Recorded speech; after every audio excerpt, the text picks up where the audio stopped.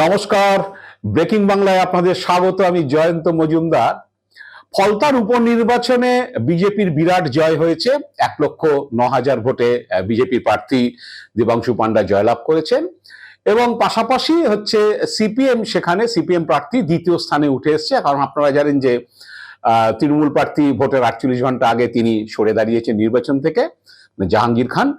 তো সেইটার পরে যে ভোট হলো, ভোট হওয়ার পরে 21 তারিখে ভোট হওয়ার পরে রবিবার দিন কাউন্টিং হয়েছে। কাউন্টিং এ আপনারা ফলাফল ইতিমধ্যে জেনেছেন। তো আমি এই উপনির্বাচন, এই ফলাফল কেন, কি বৃত্তান্ত, সেই নিয়ে আজকে বিশ্লেষণ করব। আর এই কারণেই উপনির্বাচন বলছি, আমি এটাকে পুনর্নির্বাচন বলছি না। কারণ হচ্ছে পুনর্নির্বাচন হয় তখনই যদি এইটা বিধানসভা ভোটের যে ফলাফল ঘোষণা হয়েছে তার আগে যদি ভোটটা হতো। মানে 29 তারিখে ভোট হয়েছিল ফলতাতে, 4 তারিখে গণনা হয়েছে। যদি 29 থেকে মানে 30 থেকে 4 তারিখের মধ্যে পুরো কেন্দ্রে ফলতায়, যেটা নির্বাচন কমিশন সিদ্ধান্ত নিয়েছিল, পুরো কেন্দ্র নির্বাচন বাতিল করা হয়েছিল। যদি 2 তারিখ মে বা 3 তারিখের মে বা 1 তারিখ মেতে যদি হতো, তাহলে আমি হয়তো সেটাকে পুনর্নির্বাচন বলতাম। কিন্তু ফলাফল বেরিয়ে যাবো, এটাকে পুনর্নির্বাচন বলা চলে না, এটাকে উপনির্বাচন বলা যায়। আমি বলছি এই কারণেই, কারণ ইতিমধ্যে ফল ঘোষণা হয়ে গেছে।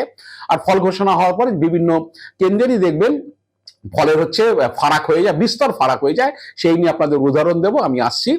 এবং পাশাপাশি হচ্ছে ফলতায় যেটা হচ্ছে ভোট গণনার আগে হয়ে গেছিল যে ভোটটা, সেটাতে একটা অদ্ভুত চমক রয়েছে। সেটা হচ্ছে পোস্টাল ব্যালটে। এখন সেটার আর নতুন করে আর ভোট হয়নি, কারণ সেটা 29 তারিখের আগে যে ভোটটা হয়ে গেছিল, সরকারি কর্মচারীরা যে পোস্টাল ব্যালটে বা ভোটের ডিউটিতে যারা ছিলেন তারা যে পোস্টাল ব্যালটে ভোট দিয়ে দিয়েছিলেন খামে ভরে, তো সেই ভোটটাও গণনা হয়েছে। তো সেখানের সঙ্গে এই ভোটের একটা অদ্ভুত একটা ফারাক বা চমক লক্ষ্য করা গেছে। সেই নিয়ে আপনাদের বিস্তারিত বলবো। তো তার আগে আমি দর্শক বন্ধুদের কাছে বলি যে যারা এখনো আমার চ্যানেলটিকে সাবস্ক্রাইব করেননি, তাদের কাছে অনুরোধ রইল যে চ্যানেলটিকে আপনারা সাবস্ক্রাইব করুন, যে বেল আইকনটি প্রেস করুন এবং অল অপশন বাটনটি চাপুন, যাতে আমার ভিডিও আপনারা সময় মতো পেতে পারেন। এবং দর্শক বন্ধুদের কাছে অনুরোধ করব, ভিডিও ভালো লাগলে বন্ধু বান্ধবদের কাছে শেয়ার করুন। তো আসছি আজকে যে ফলতার এই উপনির্বাচন, এই জন্যই বলছি যে আগেই বলেছি যে উপনির্বাচন, কারণ বিধানসভা ভোট রেজাল্ট ডিক্লেয়ার হয়ে গেছে। তারপরে ধরুন প্রায় 17 দিনের বাদে হচ্ছে ভোট হয়েছে। তো যদি এখানে আমি বলতাম, যদি এখানে এটা হতো যে কোনো প্রার্থী সে জিতেছে বা জিতে সে আসন ছেড়ে দিয়েছে, বা কেউ মারা গিয়েছে, কেউ জেতার পরে কোনো ক্যান্ডিডেট জিতেছে, তিনি মারা গেছেন, তারপরে ভোট হলে সেগুলো উপনির্বাচন বলা হয়। তো এখানে ভোটটা হয়েছে অদ্ভুত ভাবে, এটাকে পুনর্নির্বাচন বলা হয়েছে, কিন্তু ভোটটা হয়েছে ভোটের ফলাফল বেরিয়ে যাওয়ার পরে। সুতরাং উপনির্বাচনের ভোট কিন্তু একরকম ফলাফল হয়, আর এমনি ভোটে ফলাফল একরকম হয়। তো আসছে এই কারণে যে ফলতায় যেটা মূল বিষয় ছিল, যে ফলতা 29 তারিখে যে ভোট হয়েছিল 29 এপ্রিল, সেই ভোট নিয়ে নির্বাচন কমিশন হচ্ছে বিশেষ পর্যবেক্ষক এখানে যিনি ছিলেন সুব্রত গুপ্ত, যিনি এখন হচ্ছে ভোটের পরেই যাকে মুখ্যমন্ত্রীর প্রধান উপদেষ্টা হিসাবে বসানো হয়েছে, সেই সুব্রত গুপ্ত গিয়ে তিনি পর্যালোচনা করেছিলেন। কারণ কিছু অভিযোগ এসেছিল যে 2টি বুথে নাকি ওই টেপ মেরে দেওয়া হয়েছে বিজেপি প্রার্থীর যে ইভিএম ছিল, সেই ইভিএম এর তার যে প্রতীক তার উপরে। আর 7, 8টা 10টা বুথে নাকি কোনো সময় কোনো একটা পিরিয়ডে হচ্ছে ওয়েব কাস্টিং এর সেখানে নাকি লিঙ্ক পাওয়া যায়নি, মানে সেখানকার সেই সময়কার ছবি পাওয়া যায়নি। তো তাতে 284টা বুথেই হচ্ছে পুনর্নির্বাচন হবে বলে নির্বাচন কমিশন রায় দিয়েছিল, এবং সেটা ডেটটা ঠিক হয়েছিল 21 তারিখে, মানে ভোটের ফলাফল বেরোনো 17 দিন বাদে। এবং এই ভোট হয়ে যাওয়ার পরে যখন উপনির্বাচন হয়, সেই উপনির্বাচনের ট্রেন্ড গুলো কিন্তু একটু অন্যরকম হয়। কারণ আমি কমন যে হিসেবটা দিয়ে বলছি যে একটা নির্বাচন হলে যেটা হয় যে বিভিন্ন প্রার্থীরা থাকে, বিভিন্ন দল থাকে, ভোটারদের মধ্যে একটা ঝোঁক থাকে যে আমি একে ভোট দিচ্ছি, একে ভোট দিলে জিততে পারে, সরকার করতে পারে।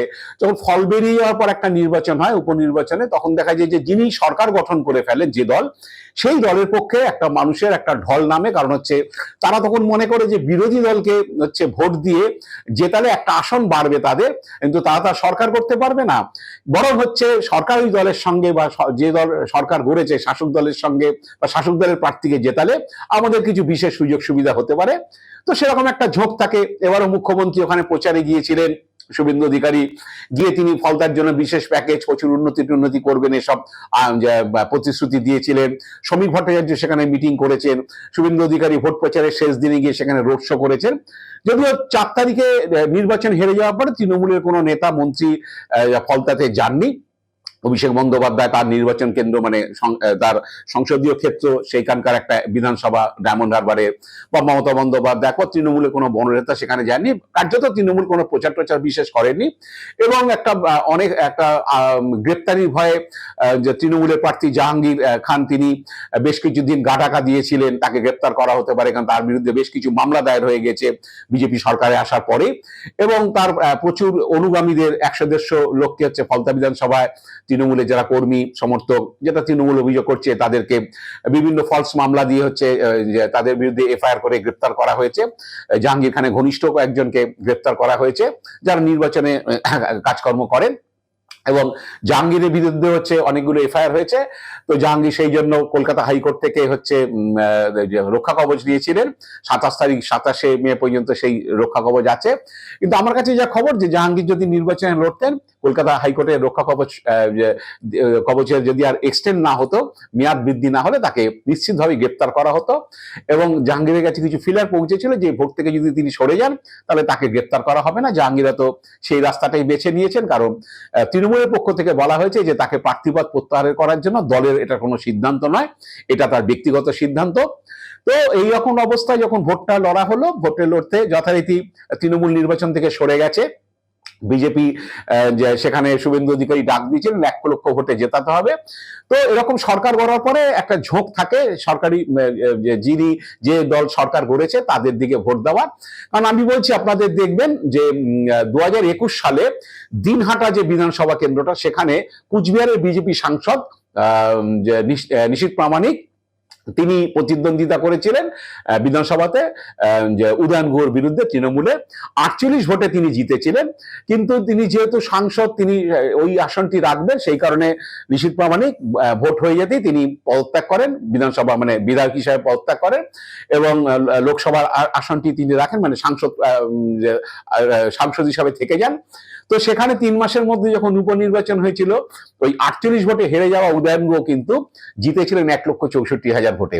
আবার এই 26-এ যখন বিধানসভা ভোট হয়েছে, তখন আবার সেই উদয়ন গুহই হচ্ছে দিনহাটা কেন্দ্রে 17,000 ভোটে হেরে গেছেন। তো উপনির্বাচনে এই জিনিসগুলো হয়, কারণ যখন দিনহাটাতে উপনির্বাচন হয়েছিল 21 সালে, তখন আর নিশীথ প্রামাণিক লড়েননি, উদয়ন গুহ লড়েছিলেন।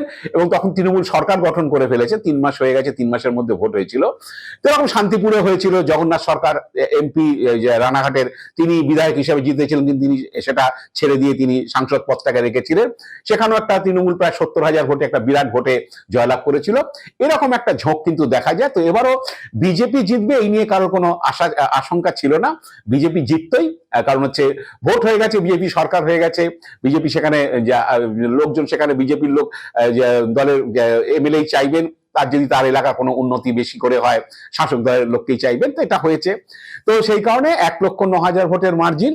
এবং অদ্ভুতভাবে আমি বলছি সেটা হচ্ছে বিজেপি 71% ভোট পেয়েছে, সিপিএম পেয়েছে 19.34, কংগ্রেস পেয়েছে 4.8 এবং টিএমসি 3.37। টিএমসি লড়াই ছিল না, 3%।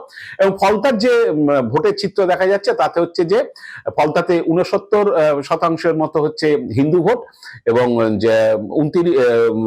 31% না 30% মতো মুসলিম ভোট, এবং 1% মতো অন্য যে সম্প্রদায়ের মানুষ রয়েছেন। এবং বিজেপি প্রায় 71% ভোট পেয়েছে। অনেকেই বলছেন যে হিন্দু ভোটের পুরোটাই বিজেপি পেয়েছে, এবং মুসলিম ভোট যেটা, তার হচ্ছে প্রায় 19.5% সিপিএম পেয়েছে, 4.8%। যদি বিজেপি মুসলিমদের ভোট না পেয়ে থাকে, আমি সেই অঙ্ক ধরেই বলছি, 4.8% কংগ্রেস এবং 3.37 হচ্ছে তৃণমূল। তো এই বাজারেও হচ্ছে তৃণমূলকে কেউ 7,783টা ভোট দিয়েছে, যারা হয়তো জাহাঙ্গীর খানের খুব ঘনিষ্ঠ বা কিছুক্ষণ তার নামটা ইভিএমে রয়ে গেছে। তো এই হলো মোটামুটি হিসেব। তাতে হচ্ছে যে হয়তো বিজেপি জিততো 60-70,000, 80,000।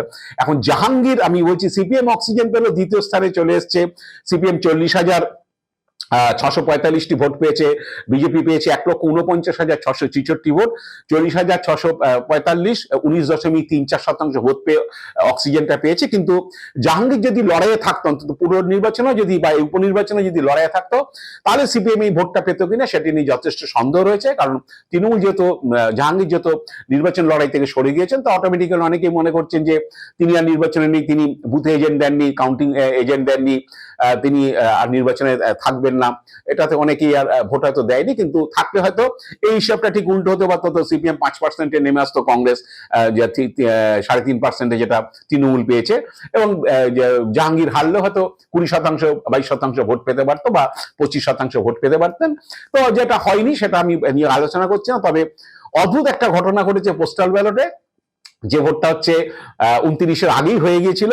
সেখানে দেখা যাচ্ছে পোস্টাল ব্যালটে 1500, সাধারণত যেটা হয়েছে এবার কেন 21 সালে হয়েছিল বা 24 সালে হয়েছিল, বহু জায়গাতে, বহু বিধানসভাতে, 24 সালেও আমরা দেখেছি সরকারি কর্মচারীরা হচ্ছে বহু জায়গাতে এখানে পোস্টাল ব্যালটে তৃণমূল হেরেছিল। কারণ সরকারি কর্মচারীদের একটা ক্ষোভ ছিল ডিএ নিয়ে, দীর্ঘদিন ধরে তারা ডিএ পাচ্ছেন না, কেন্দ্রীয় হারে ডিএ পাচ্ছেন না, তারা এই নিয়ে আন্দোলন করছেন, কোর্টে গেছেন, হ্যাঁ, এরকম আন্দোলন, এসব কোর্ট টোট কাছারি করে হচ্ছে তারা পাননি। সরকারের বিরুদ্ধে একটা ক্ষোভ ছিল। দেখা গেছিল যে 21 সালেও হচ্ছে তৃণমূল যে বিধানসভা জিতেছে হয়তো 30,000 ভোটে, কিন্তু পোস্টাল ব্যালটে হেরে গেছে। আবার লোকসভাতেও দেখা গেছে তৃণমূল 29টা আসন জিতেছে, যে সেই 29টা আসনের মধ্যে বা যে আসনে হেরেছে, যেই অ্যাসেম্বলিগুলো জিতুক না কেন, অনেক অ্যাসেম্বলিতে কিন্তু বহু, এবং মানে বেশিরভাগই বলা যায় যে তৃণমূল কিন্তু পোস্টাল ব্যালটে হেরে গিয়েছিল বিজেপির কাছে, বা কোনো কোনো জায়গায় সিপিএম এর কাছে।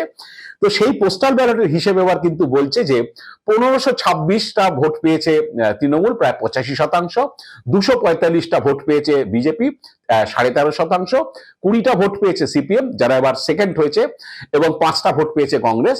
মানে যে ভোটটা এই বিধানসভার ফল ঘোষণা, যেটাতে বিজেপি সরকার গড়েছে, সেই ফল ঘোষণা আগে হয়ে গেছে, তখন চিত্র ছিল একরকম, যে সেখানে 85% পোস্টাল ব্যালট, যেখানে সরকারি কর্মচারীরা, ফলতা বিধানসভা এলাকাতে যারা সরকারি কর্মচারীরা ভোট ডিউটিতে ছিলেন, তারা পোস্টাল ব্যালটে ভোট দিয়েছেন, এবং ফলতা বিধানসভা এলাকাতে যারা বিভিন্ন ভোটের কাজে যুক্ত ছিলেন, সেটা বাস ড্রাইভার হতে পারে, কোনো গাড়ির ড্রাইভার হতে পারে, যিনি ভোটের দিন অন্যত্র থাকবেন, তিনি অ্যাপ্লাই করে ফর্ম নিয়ে ভোট দিয়েছেন। সেই ভোটটা এসডি অফিসে বা বিডিও অফিসে, যেখানে তাদেরকে ভোটটা নেওয়া হয়েছে, সেখানে ভোট দিয়ে খামসিল করে তিনি জমা দিয়ে দিয়েছিলেন। সেই ভোটের চিত্রটা কিন্তু একেবারে অন্যরকম দেখাচ্ছে, মানে সেটা চমকে দেওয়ার মতো। যে আসনটাতে তৃণমূল লড়াই থেকে সরে গেল, মাত্র 3.37% ভোট পেয়েছে, সেখানে পোস্টাল ব্যালটে কিন্তু 85% ভোট পেয়েছে। বিজেপি যে আসনটা 71% ভোট নিয়ে জিতলো, সেখানে পোস্টাল ব্যালটে বিজেপির ভোট হচ্ছে 13.5%। তার মানে ফল বেরোনোর আগে একরকম ভোট হয়, একরকম থাকে, ফল বেরোনোর পর আরেক রকম হয়। তো এইটাই হচ্ছে চমকের ব্যাপার। এটাই বলছি যে এই দিনহাটার হিস্ট্রিটাই আপনাদের আরেকবার স্মরণ করে দিচ্ছি। 48 ভোটে হেরে যাওয়া উদয়ন গুহ 3 মাসের মধ্যে যখন উপনির্বাচন হয়েছিল 1,64,000 ভোটে জিতেছিল। আবার সেই মানুষই হচ্ছে উদয়ন গুহকে 17,000 ভোটে 26 সালে 5 বছর বাদে হারিয়েছে। তো যাই না, এখন সিপিএম অক্সিজেন পেয়েছে, দ্বিতীয় স্থান হয়েছে সিপিএম। এই ভোটটা অনেকে বলছে মুসলিম ভোটটা তৃণমূল ঘর থেকে সিপিএম এর দিকে চলে গেল, এবং যে সিপিএম যে এই ভোটটা পেয়েছে, আগামী দিনে এই সংখ্যালঘু ভোট হচ্ছে সিপিএম ধরে রাখতে পারবে কিনা বিভিন্ন জায়গাতে, বা তৃণমূল লড়াই করলে এই ভোটটা সিপিএম আদৌ পেত কিনা, সেই নিয়ে প্রশ্নচিহ্ন রয়ে গেছে। দেখা যাক ভবিষ্যতে কি হয়। আজ এ পর্যন্তই। আপনারা ভালো থাকবেন, সুস্থ থাকবেন। নমস্কার।